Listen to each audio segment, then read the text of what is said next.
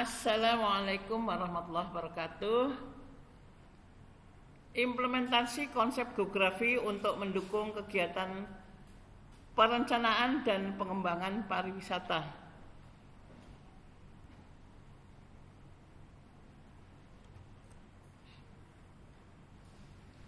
Konsep lokasi. Lokasi sangat berkaitan dengan keadaan sekitar yang dapat memberikan arti sangat menguntungkan atau merugikan. Lokasi digunakan untuk mengetahui fenomena geosfer, karena lokasi suatu objek akan membedakan kondisi di sekelilingnya. Konsep lokasi digunakan dalam perencanaan dan pengembangan pariwisata untuk membahas mengenai letak lokasi sebuah objek wisata, baik lokasi absolut maupun lokasi relatif. Nah, sekarang konsep jarak. Jarak mempunyai arti penting bagi kehidupan sosial dan ekonomi masyarakat. Jarak berkaitan erat dengan arti lokasi, aksesibilitas, dan transformasi ke objek wisata. Jarak dapat dinyatakan sebagai jarak tempuh, baik yang dikaitkan dengan waktu perjalanan yang diperlukan ataupun biaya angkutan. Jarak terbagi menjadi dua, yaitu jarak absolut dan jarak relatif. Konsep aksesibilitas. Apa itu konsep aksesibilitas? Bisa disebut juga dengan konsep keterjangkauan. Aksesibilitas juga berkaitan dengan kondisi medan atau mudah tidaknya suatu objek wisata dijangkau oleh sarana transportasi maupun komunikasi. Objek wisata yang memiliki aksesibilitas tinggi akan mudah berkembang dan mampu bersaing dengan objek wisata lainnya. Konsep keterjangkauan meliputi seberapa mudah suatu lokasi dapat diakses dari lokasi lainnya. Dengan kata lain, keterjangkauan adalah hasil sintesa dari konsep lokasi dan konsep jarak ketika diaplikasikan dalam kehidupan sehari-hari. Aspek yang umumnya dikaji dalam konsep ini adalah kesediaan sarana dan prasarana yang menunjang transport pada objek wisata tersebut. Selain itu, keterjangkauan juga memicu aspek fisik seperti topografi dan bentang alam yang ada pada wilayah tersebut. Sekarang konsep pola. Konsep pola berkaitan dengan susunan bentuk atau persebaran fenomena dalam ruang muka bumi, baik fenomena alami seperti jenis tanah, curah hujan, persebaran vegetasi, ataupun fenomena sosial budaya, misalnya kepadatan penduduk, pendapatan masyarakat, mata pencaharian masyarakat, dan persebaran penduduk. Konsep pola dimanfaatkan dalam kajian wisata untuk mengetahui sebaran objek wisata apakah mengelompok, random, ataupun cluster. Sekarang konsep morfologi. Morfologi menggambarkan perwujudan daratan bumi, muka bumi, sebagai hasil pengangkatan atau penurunan wilayah. Bentuk daratan merupakan perwujudan wilayah yang menarik dan unik untuk dijadikan sebagai objek wisata. Sebagai contoh, daerah kawasan Gunung Merbabu memiliki bentuk morfologi yang kompleks, sehingga sangat menarik untuk dijadikan sebagai kawasan objek wisata seperti pendakian gunung, kebun teh, para layang, dan sebagainya. Contoh lain adalah aktivitas vulkanisme Gunung Api Merapi yang masih aktif sampai saat ini dapat dijadikan sebagai objek wisata kebencanaan di sebagian kawasan tersebut.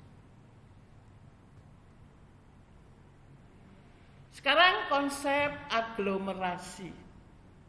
Aglomerasi merupakan kecenderungan persebaran yang bersifat mengelompok pada suatu wilayah yang relatif sempit, yang paling menguntungkan baik karena kesejenisan gejala maupun adanya faktor yang menguntungkan. Sebagai contoh adalah jenis objek wisata yang memiliki karakteristik yang sama. Pada umumnya beraglomerasi menjadi satu kawasan wisata. Sebagai contoh adalah kawasan wisata Labuan Bajo.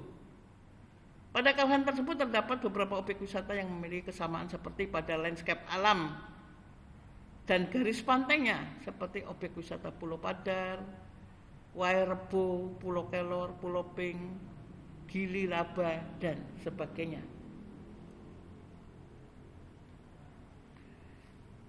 Sekarang konsep nilai.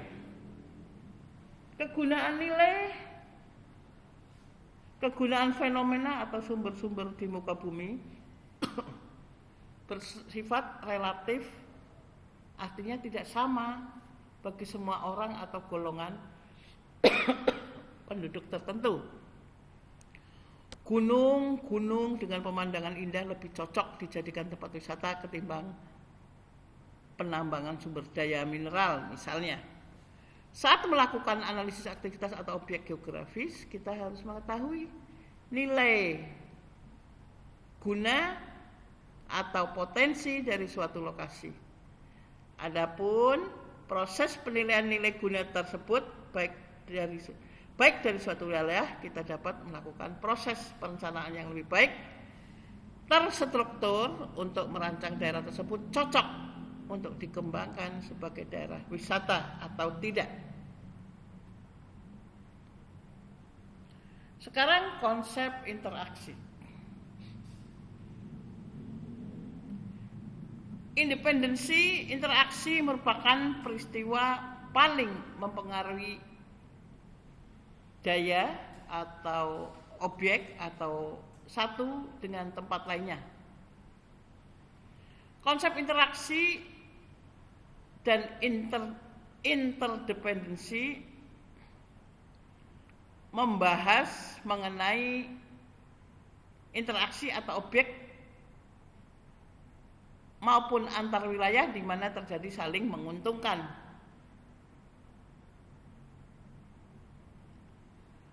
Di mana terjadi saling ketergantungan maksud saya. Sebagai contoh adalah fenomena tumbuhnya kawasan ekonomi dalam kawasan pariwisata. Adanya objek wisata akan berdampak terhadap tumbuhnya sektor lain seperti jasa transportasi, jasa biro pariwisata, penginapan, rumah makan.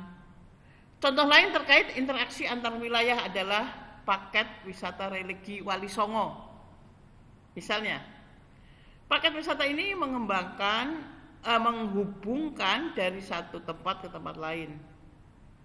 Dimulai dari komplek makam Islam kuno abad 14 di Sentono Rejo, Kecamatan Triwulan, Mojokerto, dan berakhir di makam Sunan Gunung Jati di Desa Astana, Kecamatan Gunung Jati, Kabupaten Cirebon.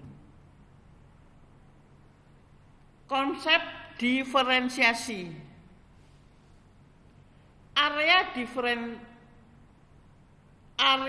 integrasi fenomena menjadi suatu tempat atau wilayah mempunyai corak individualis tersendiri sebagai suatu region yang berbeda dari satu tempat atau wilayah lain.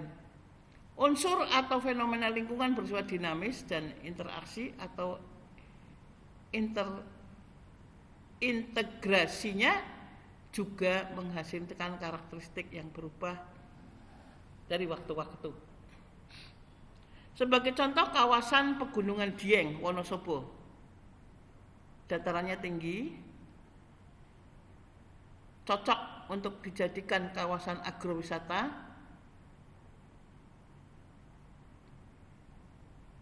Sementara di daerah rendah cocok untuk dijadikan sebagai kawasan desa wisata air.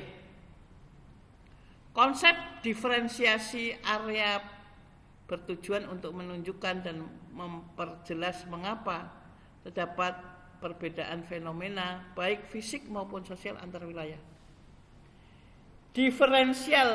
Diferensiasi area membandingkan wilayah tersebut untuk menemukan apa yang sebetulnya menjadi pembeda.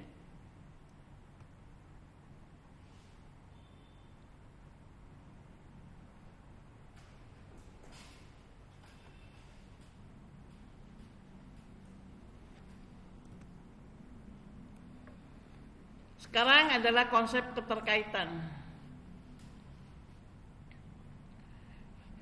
Keruangan keterkaitan, keruangan menunjukkan derajat keterkaitan persebaran suatu fenomena dengan fenomena yang lain di suatu tempat yang baru.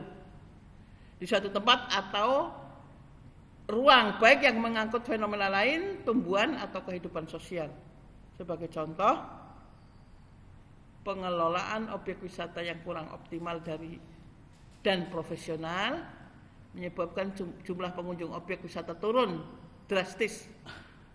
Atau contoh lain adalah pandemi COVID-19 saat ini menjadikan sektor wisata runtuh.